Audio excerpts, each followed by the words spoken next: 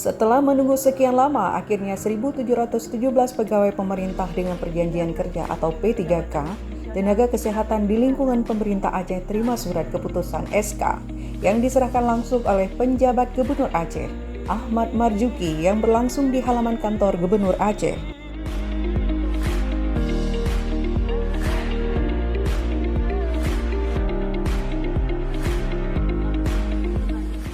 Pada prosesi penyerahan SK tersebut, PJ Gubernur Aceh tampak didampingi oleh Sekda, Direktur RSUDJA, Direktur RSIA, Direktur RSJ Aceh, serta sejumlah pejabat SKPA terkait.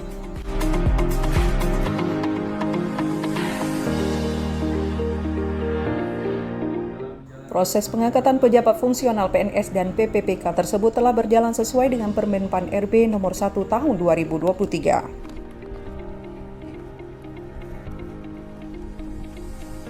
Penjabat Gubernur Aceh Ahmad Marzuki dalam pidatonya berpesan dengan adanya SK tersebut diharapkan nantinya dapat bekerja dengan semangat dan rasa tanggung jawab penuh terhadap amanah yang telah diberikan.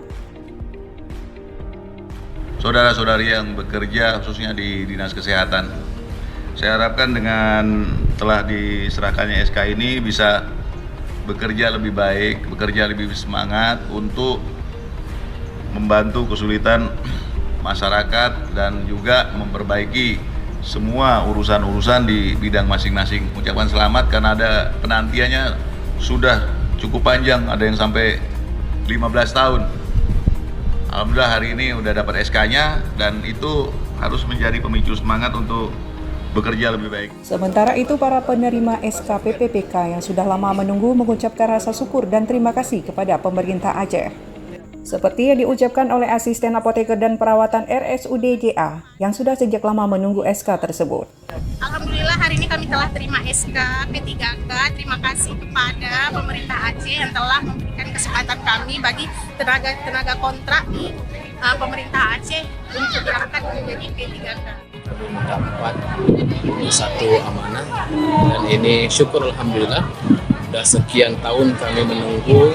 Saya sudah bekerja lebih kurang 7 tahun di Rumah Sakit Hamidin. Jadi hari ini kami mendapatkan SK P3K.